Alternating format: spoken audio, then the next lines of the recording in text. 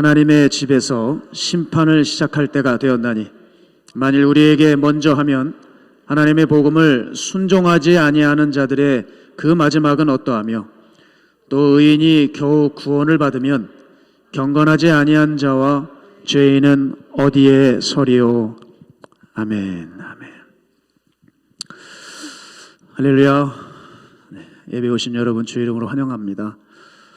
제가 한 9년 전에 이 미국을 왔었는데요. 제가 좀 신기한 걸 체험했습니다. 그렇게 비행기를 많이 타보질 못했기 때문에 그 대한항공 비행기 앞 좌석에 무료로 그렇게 영화를 볼 수 있게 해놨더라고요. 그래서 제가 어떤 영화가 있는가 좀 살펴봤는데 제가 좀 역사 영화를 좋아해서 거기 폼페이라고 하는 영화가 있더라고요. 그래서 그 영화를 클릭해서 제가 보게 되었습니다. 여러분 혹시 폼페이라는 도시 아십니까?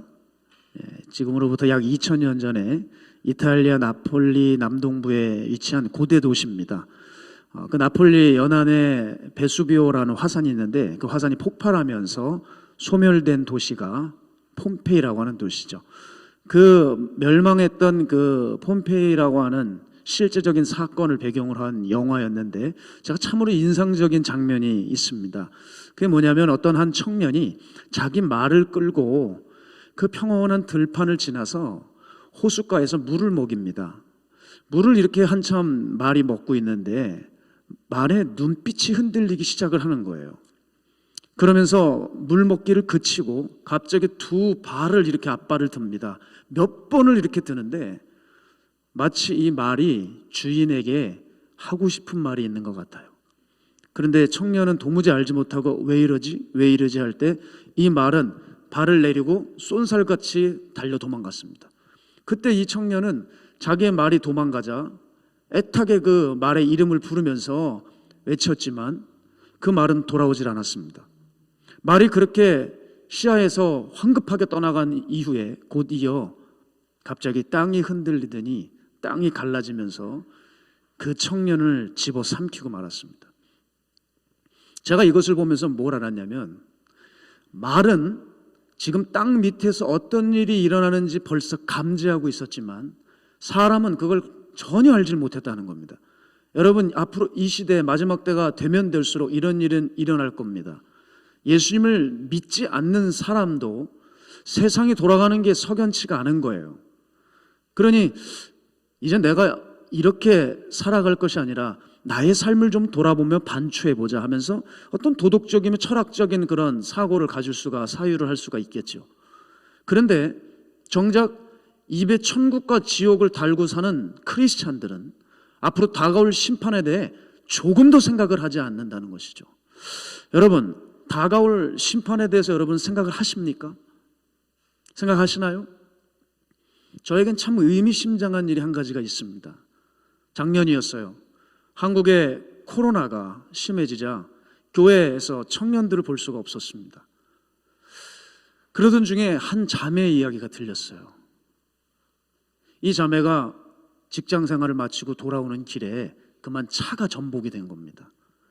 그러면서 심한 출혈과 뇌가 손상을 입어 급하게 병원으로 후송됐으니 기도 좀 빨리 해달라고 하는 긴급한 메시지를 받았어요. 제가 그래서 기도하고 있었습니다. 그런데 이게 수술을 할 수가 없는 지경이라고 하는 얘기까지 들었어요. 그리고 며칠 지나 그 자매는 그만 사망했습니다. 그런데 너무나도 안타까웠던 것은 뭐냐면 결혼을 바로 앞두고 있었어요. 결혼을 바로 앞두고 있을 때 그만 소천하고 말았던 거죠. 도무지 제가 이 황망한 소식을 듣고 견딜 수가 없었어요. 서둘러 빈소를 찾아가서 그 영정사진 앞에 섰는데 도무지 믿기지를 않는 거예요. 어떻게 이런 일이 일어날 수 있을까? 그러면서 제 마음은 다급해지기 시작했어요. 왜냐하면 코로나 때문에 그 청년을 교회에서 몇 달째 보지를 못했거든요. 그래서 이 청년이 어떻게 신앙생활을 했는지에 대해서 저는 알 수가 없어요. 이 자매가 천국을 갔는지 지옥을 갔는지 답을 못 내리겠는 거예요. 목사로서 고통스러웠고 저는 제 자신을 자책했습니다. 내가 조금 더 적극적으로 했었어야 해. 내가 조금이라도 전화신방을 해서 청년들을 깨웠어야 해. 목사로서 그렇게 마음이 아팠어요. 그리고 그때부터 저는 내가 이제 맡겨진 영혼들 더 적극적으로 살려야 되겠다 마음을 먹고 저희 교회에서 회심 시리즈라고 하는 타이틀로 매주마다 강력한 회개의 복음을 전하기 시작했습니다. 뭘 듣든지 아니 듣든지 뭘 이렇게 말씀이 세요 하든지 간에 뭐 또 요즘 이렇게 눌러대는 사람들이 많아요. 그러든지 말든지 간에 한 영혼이라도 정말 제대로 훈련시켜 천국 보내야 되겠다는 마음 아래 전 회개의 복음을 힘차게 전했습니다. 여러분 생각해 보십시오. 그 자매가 그렇게 죽을 줄은 아무도 몰랐어요. 그 자매를 알고 있는 많은 교회 성도들이나 청년들은 그 자매가 죽었다고 하는 소식에 넋을 잃고 말을 잃어버렸습니다. 멍하니 이게 뭔가 하고 있었던 것이죠. 여러분 그런데 이거를 아셔야 돼요. 하나님께서 왜 이런 사건을 직간접적으로 겪게 하실까? 왜 우리들 주변에 이런 일이 발생할까? 그것은 영혼의 추순날이 우리가 생각하는 것보다 빠르게 다가오고 있다고 하는 것입니다. 그걸 깨달으라는 거예요. 그런 의미에서 제가 여러분에게 심각하게 여쭤보고 싶은 것이 이 질문입니다. 여러분, 오늘 내가 죽어도 천국 갈 자신 있으십니까? 내가 신앙인인데 이 질문을 하며 그거에 대해서 온전하게 응답을 하지 않고 내 마지막을 준비하지 않고 산다면 그 인생은 가장 어리석은 인생이에요. 그래서 저는 저희 교회에 들어오시는 새가족분들을 교육할 때 제가 첫 질문이 이겁니다. 성도님들, 지옥을 믿습니까? 라고 여쭤요. 예수를 믿습니까? 전에 지옥을 믿습니까? 여쭤요. 왜냐하면 지옥을 믿어야 예수를 제대로 믿을 수 있습니다. 충격적인 건 뭔지 아세요? 나이가 그렇게 지긋이 먹으신 분들도 지옥을 믿냐고 하면 솔직히 목사님 아직 마음에 확신이 없습니다 하는 분들이 있어요.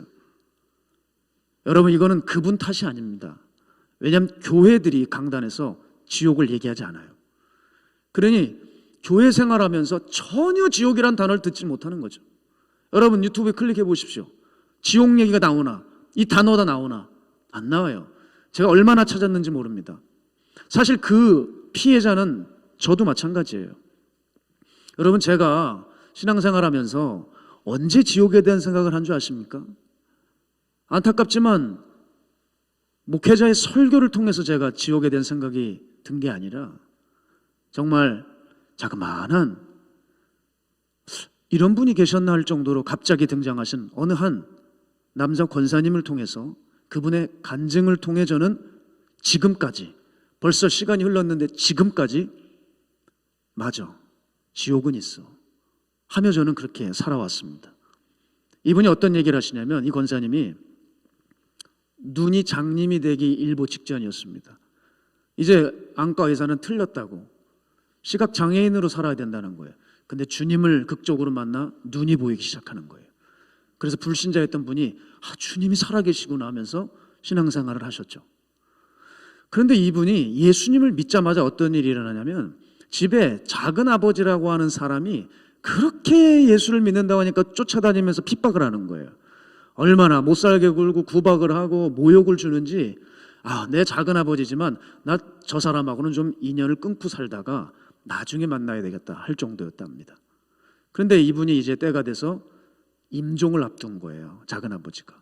그래서 이분께서 작은 아버지 댁을 방문했어요. 마지막에 인사라도 드려야 되니까. 가족들이 모여있는 그 방에 자기가 첫 발을 들여놓고 그걸 어떤 한 장면을 딱 보기 시작하는데 너무 무서웠답니다. 왜냐하면 지금까지 봤던 어떤 공포 영화보다도 이렇게 무서운 건 본 적이 없대요. 왜냐하면 그 당당했던 그 작은 아버지가 누워있으면서 갑자기 눈을 보며 어디를 한 곳을 응시하더니 손가락을 들면서 저게 왔다는 거예요. 하면서 입을 떨기 시작하는데 윗니하고 아랫니가 부딪히는데 이 소리가 옆에 있는 사람까지 너무 크게 들리는데 이게 너무 세게 부딪히다 보니 이빨이 부러지고 이빨이 뽑히더래요. 그러면서 입에서 피가 줄줄 흘리면서 저 사람이 오지 못하게 해달라고 살려달라고 하면서 눈을 부릅뜨고 그렇게 공포스러운 표정을 짓고 죽었다는 거예요. 자기가 그 장면을 보게 되면 잠을 못 잤대요. 너무나도 괴롭고 이게 생각이 나서 한동안 얼마나 고생을 했는지 모른대요. 여러분 하나님의 심판은 바로 그분의 입술을 통해서 교인들에게 조금씩 알려지기 시작했습니다. 황당한 얘기 아닙니까? 여러분, 하나님의 심판은 반드시 옵니다. 그 심판은 모든 사람에게 단 한 명도 예외 없이 그대로 임할 것입니다. 인생들이 이 땅에 살면서 가장 실제적이고 가장 생생하게 겪었던 그 어떤 일보다도 심판은 더욱 실제적이며 더욱 생생해 여러분이 때 되면 반드시 모든 인생들이 직면해야 될 현실이라는 것이 심판입니다. 여러분, 이 중에서 10년 후엔 그 심판을 당해야 될 분 계시고 20년, 30년 뒤에 그 심판대에 서야 될 분들도 있을 수 있습니다. 저는 생각했어요. 왜 교회를 다니면서 사람들이 죄를 질까?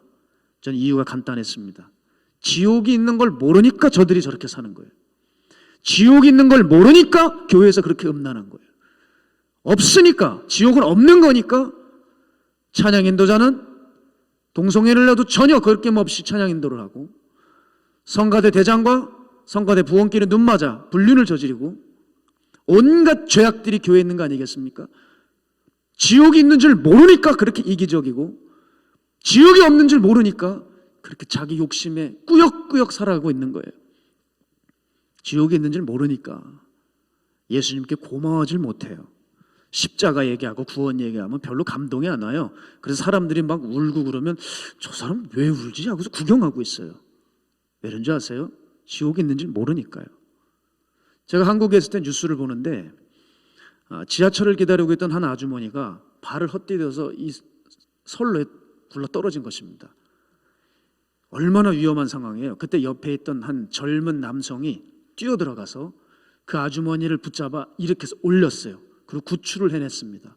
그리고 조금 지나자 열차가 불을 켜면서 달려오면서 두 사람을 쌩 지나가는 거예요. 여러분, 얼마나 아찔한 상황이겠어요. 그렇죠? 그때 여러분, 이 아주머니 입장에서 생각을 해보시죠. 이 남성에게 어떻게 얘기할 수 있겠어요? 눈물로 가슴을 쓸어내리면서 어떻게 하면 이 은혜를 갚을 수 있겠냐고 하지 않겠습니까? 평생을 두고두고 고마워하지 않겠습니까? 주님은 여러분, 이것과 비교할 수 없이 우리를 지옥에서 건져주셨는데, 물에 빠진 사람 건져놨다니 보따리 내놓으라는 식으로 교회 와가지고 계속 뭘 그렇게 자꾸 달라 그래요. 여러분, 주님께 맡기신 거 있습니까? 그렇게 달라 그러게요. 내가 더 이상 달라 그럴 게 아니라 이젠 주님을 위해서 살아가야죠. 내가 예수를 왜 믿는지, 예수를 믿었을 때 어떤 일이, 어떤 결과를 얻게 되는지 정리도 안 된 채 그냥 종교 생활하는 사람들이 허다하다는 것이죠. 왜 도대체 그들은 이 죽음을 준비하지 않을까? 전 이유를 분명히 찾았습니다. 그들이 교회에서 말하는 것처럼, 성경에 써 있는 것처럼요, 내가 정말 죄인 같지가 않은 거예요. 그래서 회개를 못해요. 죄인 같지가 않아요. 예배 때 잠깐 느끼는 부담감도 저 문 열고 아주 신선한 공기 마시고 하늘 쳐다보고 있노라면 내 안에 잠깐 찔렸던 죄 같은 것들 온데간데 없이 그냥 싹 사라져 버리는 거예요. 여러분, 기억하십시오. 이게 사탄이 하는 짓이에요. 아시겠습니까? 이게 마귀가 하는 짓입니다. 예배는 드렸어요. 복음은 들었습니다. 근데 심판은 나와 상관이 없는 거예요. 내가 뭘 그렇게 잘못을 했다고 저희는 아침부터 날 죄인이라 취급하냐. 이게 바로 내가 심판을 피할 수 없는 화근이라고 하는 것이죠. 예전에 미국에서 폴 워셔 목사님이 설교를 하고 계셨어요. 근데 설교 도중에 청소년 아이가 제단으로 뚜벅뚜벅 걸어 나오는 거예요. 그러더니 설교하고 있는 목사님 앞에 서서 이렇게 고백을 하는 겁니다. 목사님, 전 너무 많은 죄를 졌어요. 난 이제 지옥 갈 것 같아요. 그래서 아이에게 물었습니다. 왜? 네가 무슨 죄를 졌길래 그러냐? 했더니 제가 부모님 말씀에 불순종했습니다. 그러는 거예요. 그랬더니 청중에 있는 어른 성도들이 키득키득 웃고 저애 진짜 순진하다 그렇게 하고 있는 거예요. 그때 폴 오셔 목사님이 그걸 보시고 정색을 하시면서 웃지 마십시오. 웃지 마십시오. 오늘 하나님께서 이 아이를 통해 우리들의 이 죄의 심각성을 지금 말씀하고 계십니다. 여러분이 지금 웃고 있는 이 아이의 죄, 사소한 것으로 보일지 모르지만 이 사소한 죄가 우리를 지옥으로 끌고 가기에 충분합니다라고 말씀하셨어요. 사랑하는 여러분, 이 말이 맞습니까? 틀립니까? 매우 성경적입니다. 여러분, 마태복음 5장의 산상설교에 보면 주님이 지옥불에 들어갈 자가 있다 하셨어요. 그게 누군지 압니까? 형제에 대해서 욕하고 화내는 사람이라 했습니다. 너무 사소한 얘기 아니에요? 여러분 욕 한 번도 안 하시고 살았습니까? 한국에 가면요, 동물원 주인들이 많아요. 날마다 동물들이 막 다 튀어나와 입에서. 운전 조금 잘못하죠? 여기는 너무 좋더라고요. 도로가 여성들이 운전하기 참 좋은 곳 같아요. 네? 운전 연습하기도 참 좋고 뭐 뻥뻥 뚫려 있어요. 그러나 제가 사는 인천만 해도 장난이 아닙니다. 파란불이 켜졌는데요, 2초만 딜레이 하잖아요. 난리가 나요. 그리고 그냥 막 입에서 비타민C가 뚝뚝 떨어지고요, 저를 보고 그냥 확 노려보고. 여러분, 우리도 모르게 툭 하는 그런 말들 있잖아요. 너무 사소하지 않습니까? 그러나 그게 지옥 가기에 충분하다는 거예요. 네 눈으로 이성을 보고 음욕을 품었냐? 너 차라리 애꾸가 돼서 온몸이 지옥에 던져지지 않는 것이 중요하다. 눈을 차라리 빼라는 거예요. 몸으로 짓는 죄가 아닌데 음란한 생각을 했을 뿐인데 주님은 영적으로 이것이 치명적이라고 하는 것이죠. 자, 여러분, 우리가 서슴없이 하는 말을 생각해 보시죠.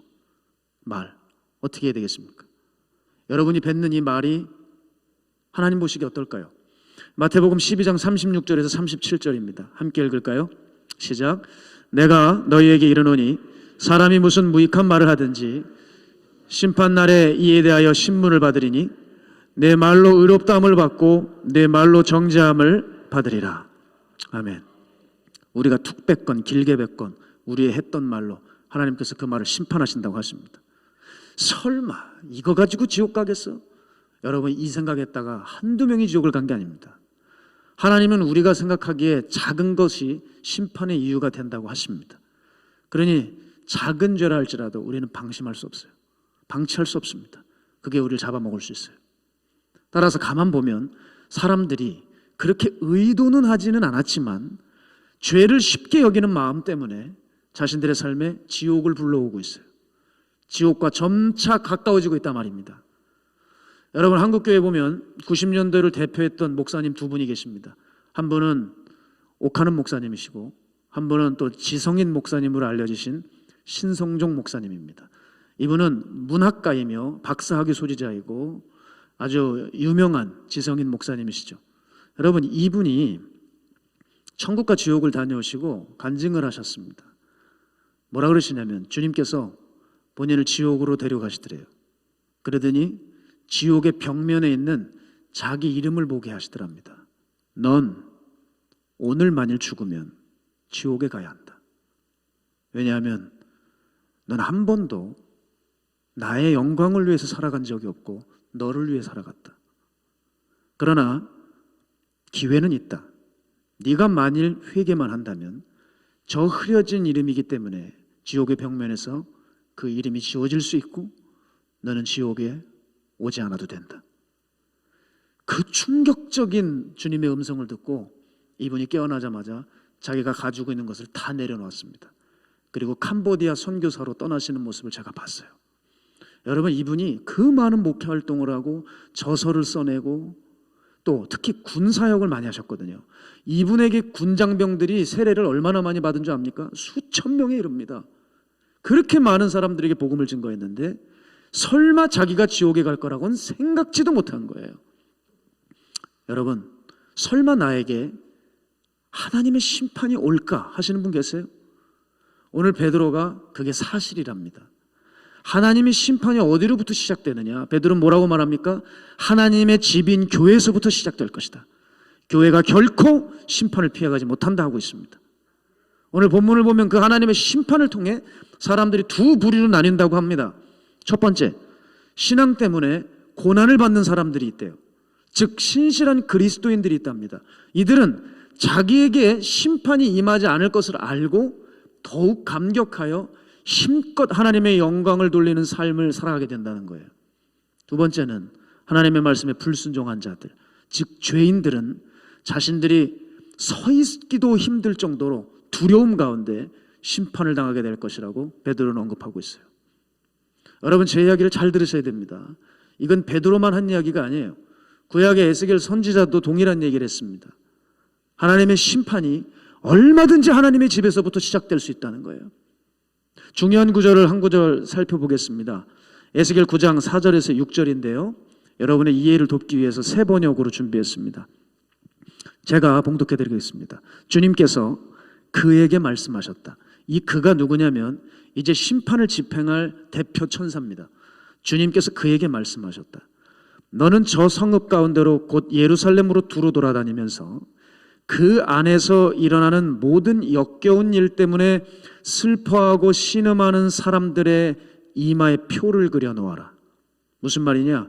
너는 지금 예루살렘 성읍을 돌아다니면서 이마에 하나님의 인침받은 사람들을 기억하라는 거예요. 또 그는 내가 듣는 앞에서 다른 사람들에게 말씀하셨다. 너희는 저 사람의 뒤를 따라 성읍 가운데로 돌아다니면서 사람들을 쳐서 죽여라. 불쌍히 여기지도 말고 가엾게 여기지도 말아라. 노인과 젊은이와 처녀와 어린아이와 부녀들을 다 죽여 없애라. 그러나 이마에 표가 있는 사람에게는 손을 대지 말아라. 너희는 이제 내 성소에서부터 시작하여라. 그러자 그들은, 여기서 그들은 이 하나님의 심판을 집행할 여섯 천사를 가리킵니다. 그들은 성전 앞에 서 있던 장로들부터 죽이기 시작하였다. 자, 하나님의 심판이 하나님의 집인 성소에서부터 시작된대요.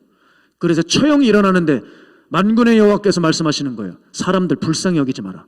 가여워 여기지 마라. 처단해라. 가감없이 죽여라. 그 첫 번째 대상이 성전 앞에 서 있는 장로들부터 죽이라는 거예요. 여러분, 실제로 이 환상은요 그대로 일어납니다. 주전 587년에 하나님께서 바벨론이라고 하는 도구를 통해 타락한 이스라엘의 종교 지도자들을 처형해 가셨어요. 하나님의 집에 과감없이 이렇게 하나님의 심판의 칼날이 돌았습니다. 여러분, 우리에게도 오지 않겠어요? 우리에게도 오지 않겠습니까? 제가 금요철회 때 말씀드린 95세 박현식 전사님께서 저에게 이런 말씀을 자주 하세요. 목사님, 내가 하나님 앞에 기도해 봤어요. 기가 막혀요. 목사님들이 천국에 들어가지를 못한대요. 하나님이 나한테 그러셨어요. 이 사람들은 말은 그럴싸한데 속이 악하다고 하세요. 껍데기 목사예요. 껍데기 목사. 세상에 목사가 천국에 들어가지 못한다니 이게 무슨 일이에요? 그러면서 뒷말을 하시는데 그게 제 마음에 딱 와닿습니다. 사람들은 자기를 정말 모르는 것 같아요. 여러분, 맞습니다. 사람들은 정말 자기를 몰라요. 그래서 심판이 내게 올 줄 모릅니다. 자신의 인생이 여전히 인생의 봄날을 걸어가고 있다고 착각합니다. 봄날은 고사하고 여름도 지나가고 가을도 끝나가 황량한 겨울로 들어가 심판의 때가 가까우고 있는데 사람들은요 깨닫지를 못해요. 다른 일은 얼마나 철저하고 빠삭한데 심판에 대해서는 전혀 준비를 하지 못하고 삽니다. 이 영적으로 무감각한 사람들은요 자신이 곳간으로 들어갈지 불로 들어갈지 생각이 없습니다.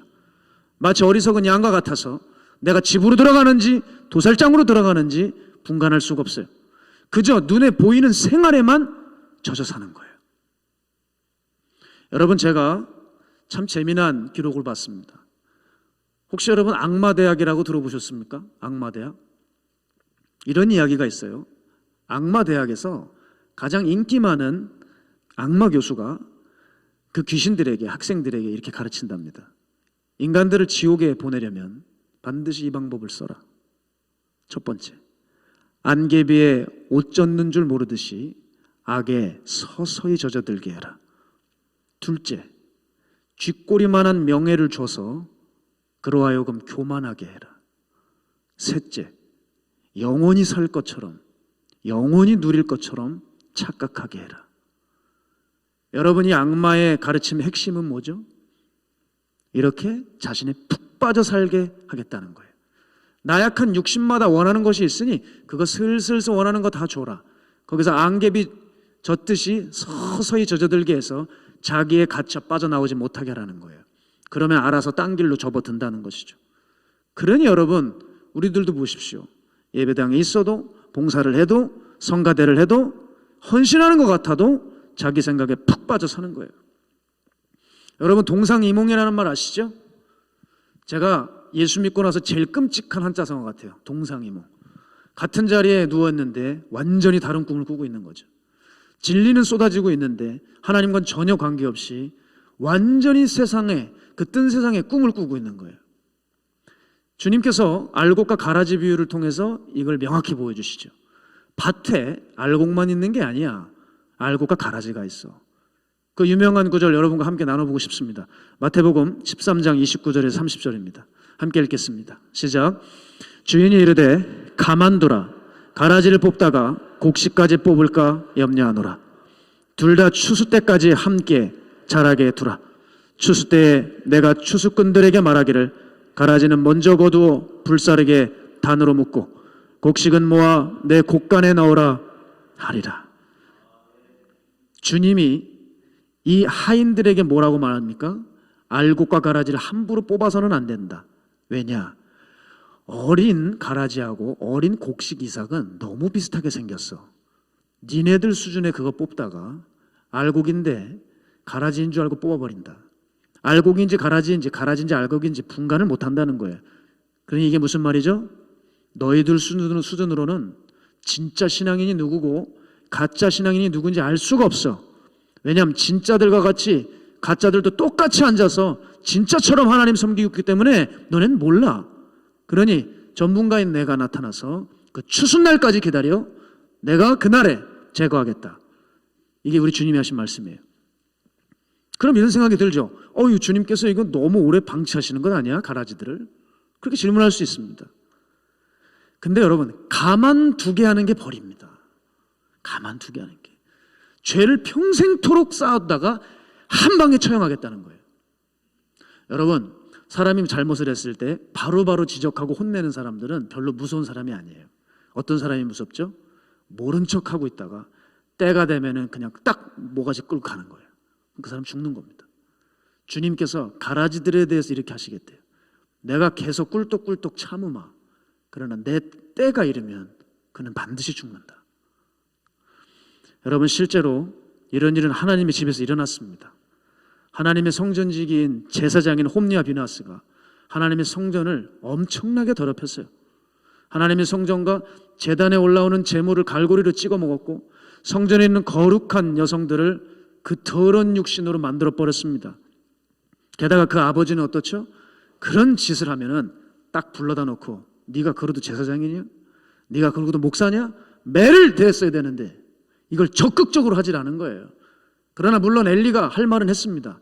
아들들아, 너에 대한 악한 소문이 내 귀에 들려온다. 그걸 멈춰야 한다. 그러나 그들은 듣지 않았다고 했습니다. 듣지 않았다. 아무리 말해도 듣지 않았다.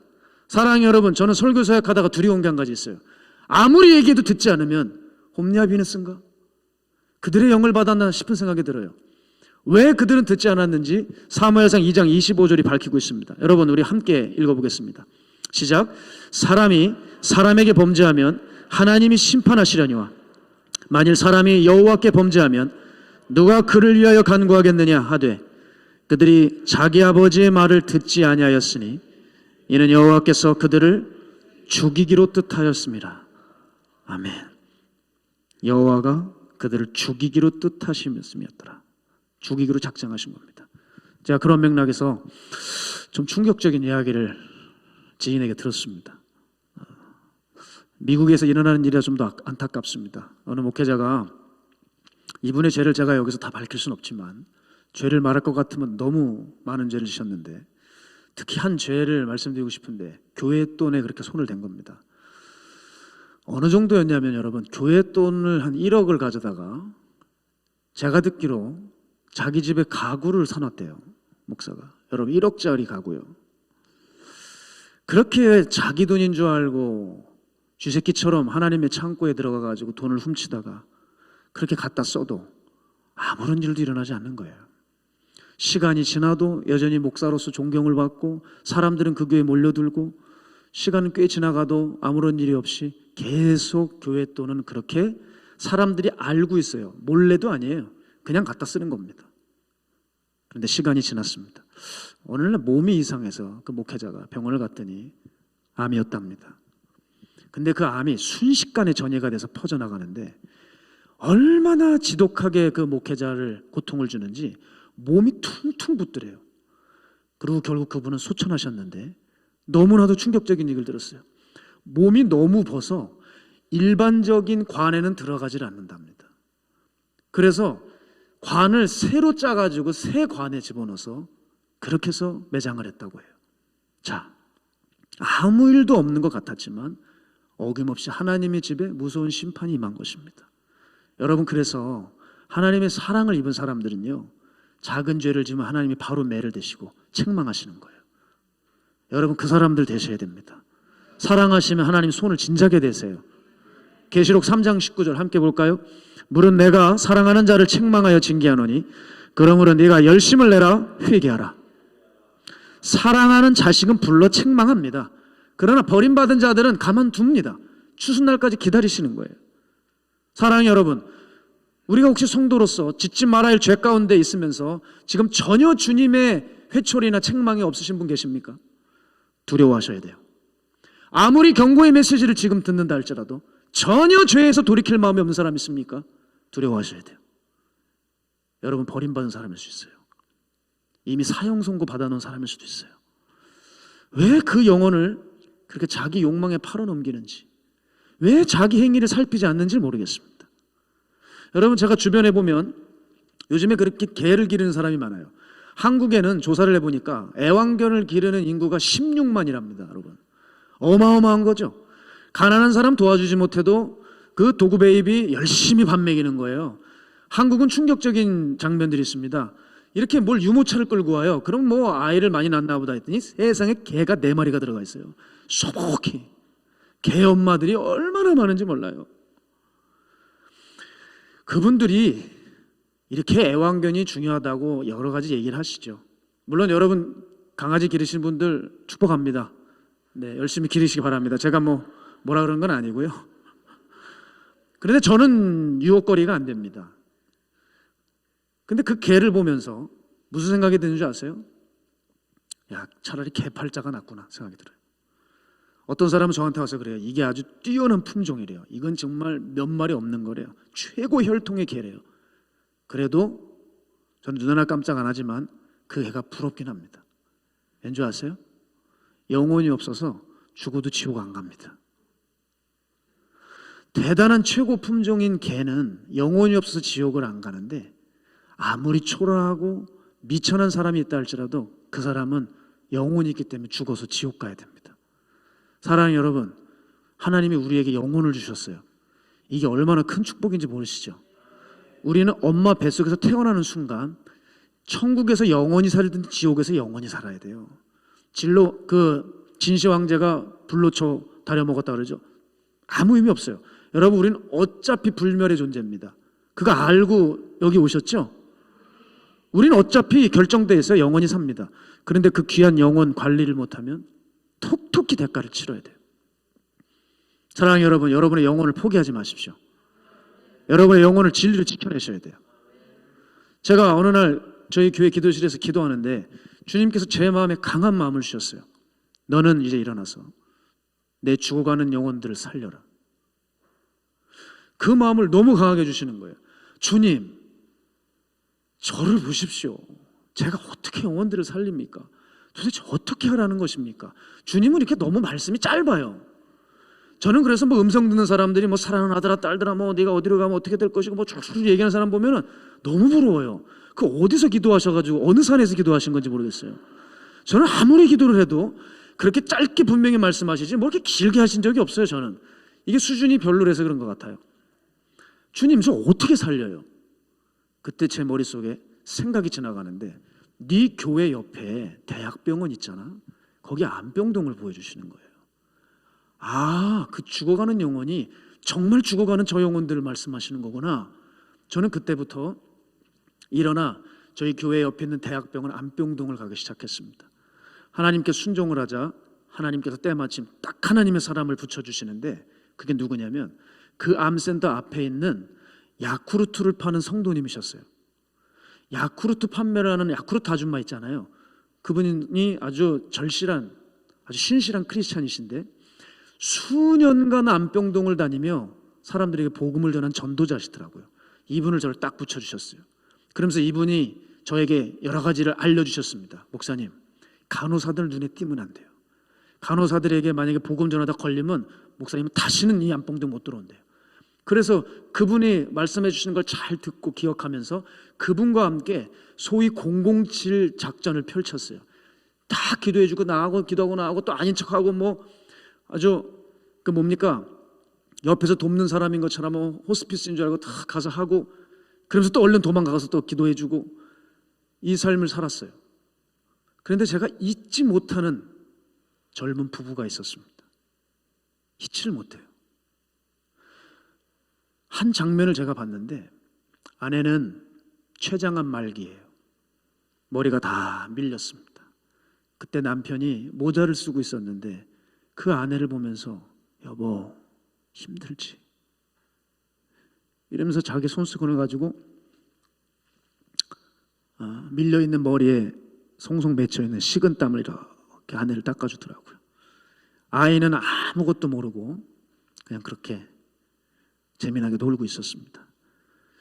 그래서 제가 좀 기도 좀 해드리겠습니다. 그랬더니 불신자셨는데 기도를 해달라고 하세요.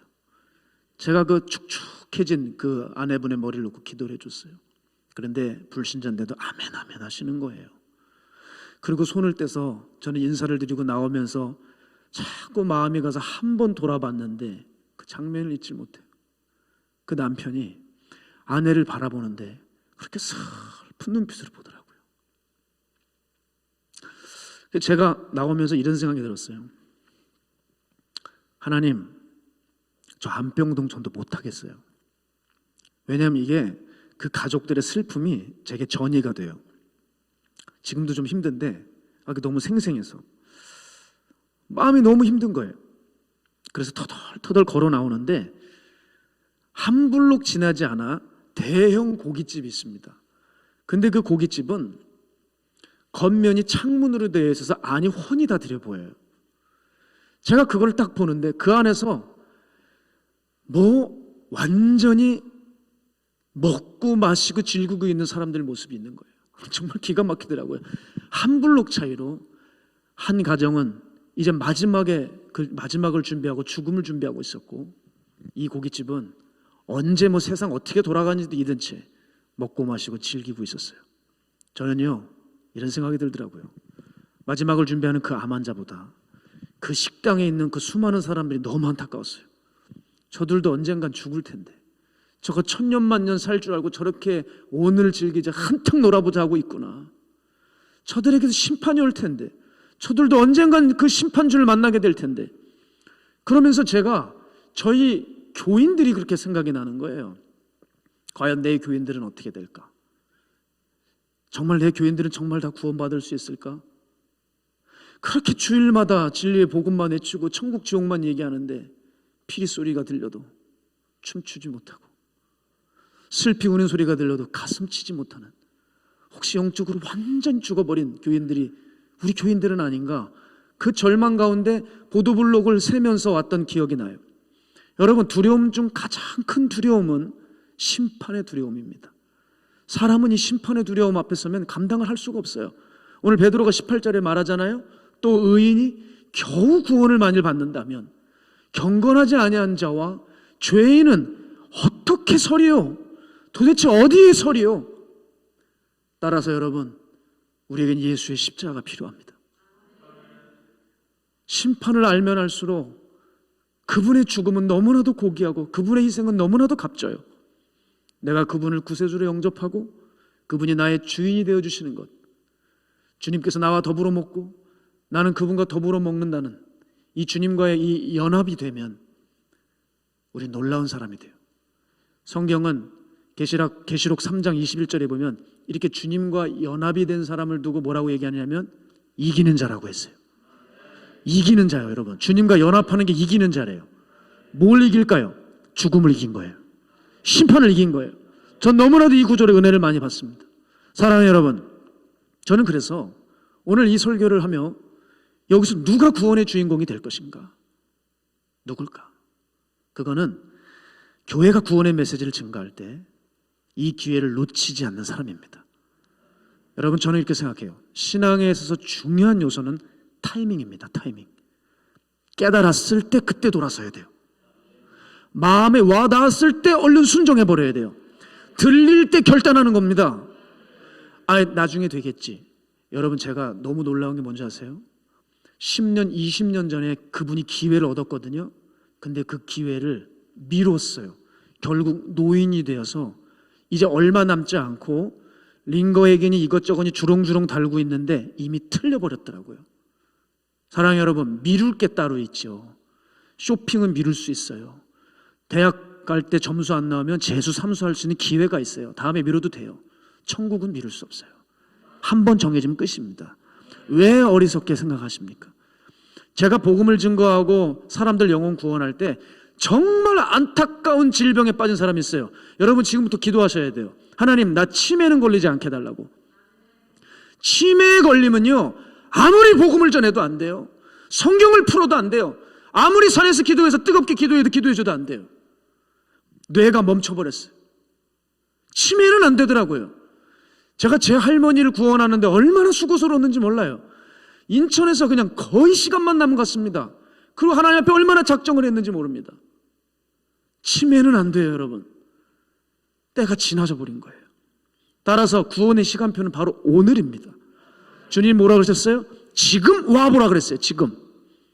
영화 폼페이에 나오는 그 말처럼 땅이 갈라질 것을 알고 그 타이밍을 놓치지 않고 달려가듯이, 여러분, 심판의 날을 우리는 이미 알고 깨달아 다가올 것을 알고 그 기회를 놓치지 않고 준비하는 사람이 지혜로운 사람이라고 하는 것이죠. 저도 제 가족 중에 정말 지혜로운 사람 한 명이 있습니다. 바로 제 막내 삼촌이에요. 제 막내 삼촌은 1급 내성마비 환자입니다. 한평생 걷질 못하셨어요. 저는 또 형제가 없습니다. 외동아들이에요. 그러다 보니 저는 늘 외로웠어요. 그래서 제게 삼촌은 벗 이상의 존재예요. 늘 삼촌과 함께했고 삼촌과 대화하고 제 어린 날들의 고민을 삼촌과 풀고 함께 많은 시간을 함께했죠. 삼촌은 비록 걷지 못하셨지만 마음이 너무 선했습니다.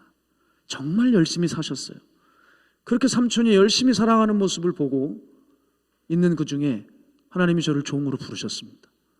그래서 저는 인천에 올라오게 되었고 삼촌과 헤어지게 된 거예요.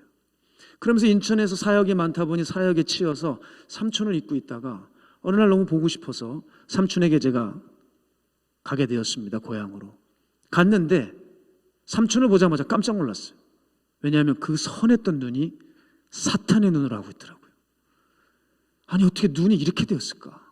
알고 봤더니 삼촌은 평생 앉아있다 보니까 지나가는 사람들마다 무시하고 모욕을 준 거예요. 그러니까 마음에 원한과 분노가 쌓였던 것이죠. 그래서 내가 무시를 안 당하려면 어떻게 될까? 성공하면 되겠구나. 성공을 해야 돼. 반드시 성공을 해야 돼. 하면서 세상적인 방법으로 돈을 벌기 시작했어요. 그래서 그만 삼촌의 눈은 세상적인 눈, 사탄의 눈을 하고 있었습니다. 제가 그 망가져버린 삼촌을 보면서 제 마음이 무너졌어요. 인천으로 돌아오면서 주님께 기도했습니다. 하나님, 저 눈을 좀 씻겨주십시오. 다시 돌아오게 해주십시오. 그런데요, 그리고 얼마 지나지 않아서 이상한 전화를 하나 받았습니다. 삼촌이 갑자기 병에 걸렸다는 거예요. 고향에 내려갔더니 그 목뼈 이 위험한 곳에 큰 종양이 나 있는 겁니다. 의사가 이거 수술을 해도 성공할 확률이 지극히 적고 마음의 준비를 하고 있으라는 겁니다. 아마 수술하다가 소천할 수도 있는 모양이라고 했어요.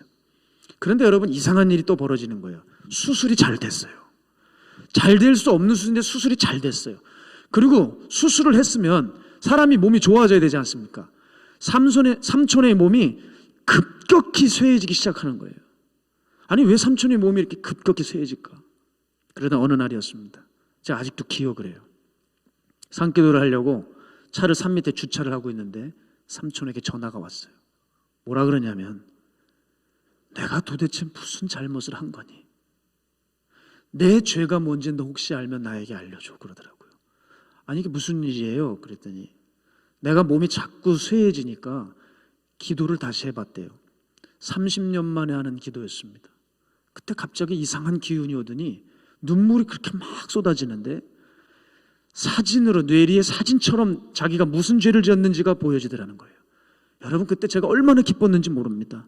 삼촌 하나님 만났어요. 이게 회개예요. 그랬거든요. 그리고 그때부터 삼촌은 매일 기도를 하기 시작했어요. 어느 날 또 전화가 왔습니다. 내가 기도를 하는데 이게 환상인가 봐. 환상이 열렸는데 자기가 하늘로 계속 한없이 올라가더랍니다. 그런데 한 소리가 들리더래요. 종소리였답니다. 종이 땡 치는데 큰 종이 보였고 그 종소리는 수많은 죄인들을 부르는 종소리인 것을 삼촌이 알게 되었대요. 그리고 그때부터 세상에서 단 한 번도 들어보지 못한 오케스트라가 나오는 그 연주곡이 들려오는데 이걸 듣는데 너무나도 황홀하다는 거예요. 이런 아름다운 음악은 들어본 적이 없고 듣자마자 가슴이 벅차올랐다는 겁니다. 그렇게 기도해서 깨어나서 삼촌은 한 달 동안 주님과 교제를 나눴습니다. 그런데 또 어느 날 연락이 왔어요. 주일에 그 휠체어에 앉아서 예배를 드리다가 갑자기 의식불명이 됐다는 겁니다. 그리고 바로 있다가 연락이 왔어요. 소천했다는 거예요. 여러분, 그때 제가 알았습니다. 하나님은 삼촌을 구원하시기 위해서 수술대에서 이미 데려가셨어야 됐는데 한 달을 허락하셨어요. 한 달 동안 이 땅에 살게 하시면서 다 회개하시고 구원시키셨어요. 제가 삼촌을 영안실에서 봤는데 놀랍더라고요. 평생 펴지지 않았던 두 발이 쭉 펴져 있었습니다. 그리고 삼촌은 저희 가족들에게 이혼을 했다 그래요. 내가 죽거든 내 관에 십자가를 좀 넣어줘. 삼촌의 그 입관할 때 보니까 십자가가 있었습니다. 그렇게 삼촌의 시신은 화장을 치러졌고 저는 집안의 장손이었기 때문에 삼촌의 유골이 저의 차에 왔어요. 제 차에는 삼촌의 그 유골함과 저밖에 없는 거예요. 제가 그 유골함을 가지고 장지로 가는데 손에 대봤습니다. 어쩜 이렇게 유골함이 따뜻한지요. 삼촌이 옆에 살아있는 것 같아요. 여러분, 근데 삼촌과의 추억 때문에 눈물은 그렇게 났지만 이게 너무 자랑스러운 거예요. 왜냐하면 저희 집안은 목회자의 집안이 아닙니다. 가끔 저에게 아버님이 목사님이라 그래요. 묻는 분들이 계세요. 그렇지 않아요. 저희 집은 죄가 많은 가문입니다. 그런데 하나님이 저를 종으로 부르신 것도 기적이고 이 집안에 우리 삼촌이 천국을 1호로 입성을 한 거예요.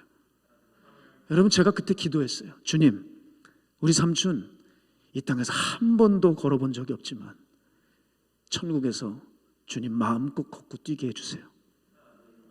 저는 그걸 확신해요. 그리고 며칠 지나 전 신기하게 꿈을 꿨습니다.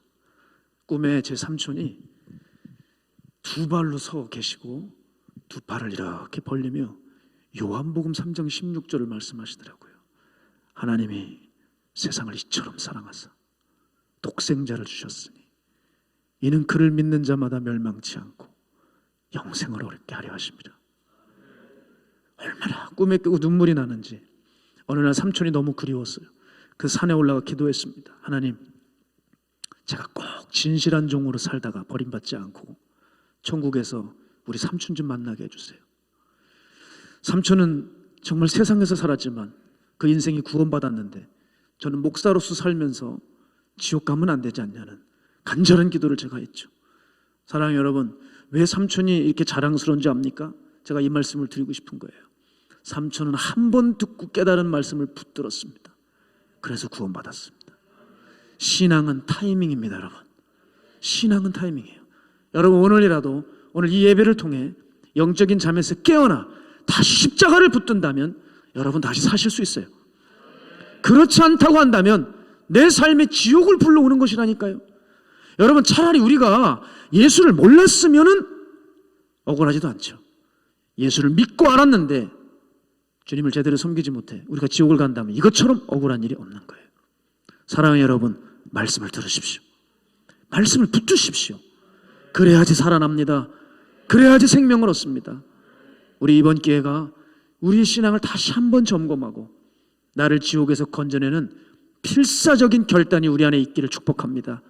그래서 여러분, 이 교회에서는요, 사람들이 살아났다는 소리만 들려오고 영혼의 새날을 맞이하는 사람들과 함께 모여 연합하여 기도하며 세상을 향해 나아가 주의 복음을, 우리가 그토록 사랑한 주의 복음을 증거하고 영혼들을 지옥에서 건져내는 놀라운 구령의 열정으로 여러분 한 분 한 분 정말 주님 은혜 가운데 세워주시기를 축복합니다.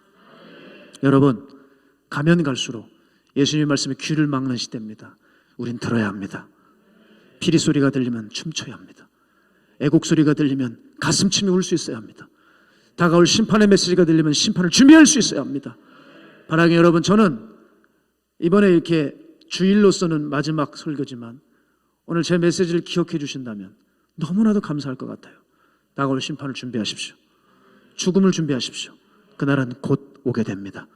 우리 시간 함께 기도하며 나가길 소망하는데요, 우리 시간 기도할 때 사랑하는 하나님, 오늘 부족한 점 하나님의 마음을 잠시 전했습니다.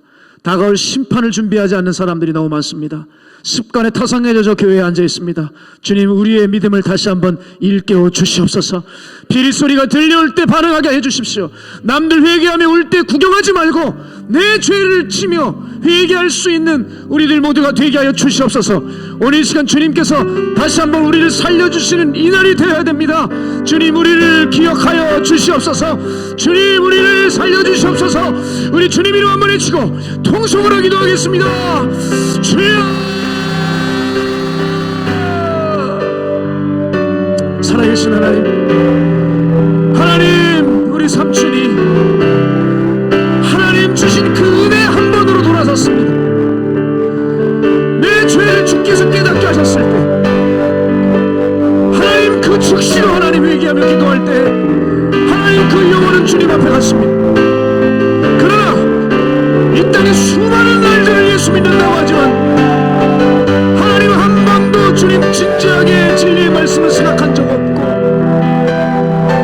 날마다 내 마음에 찔리는 것만으나 그 죄들은 도려내지 않는 하나님 발의 죄인은 이미 내 삶의 지옥을 불러들이고 있는, 지옥 갈 필요도 없이 이미 지옥으로 살아가는, 이미 저주받고 버림받은 수많은 이 땅의 교인들이 있습니다. 주여, 흔들어 깨워주십시오.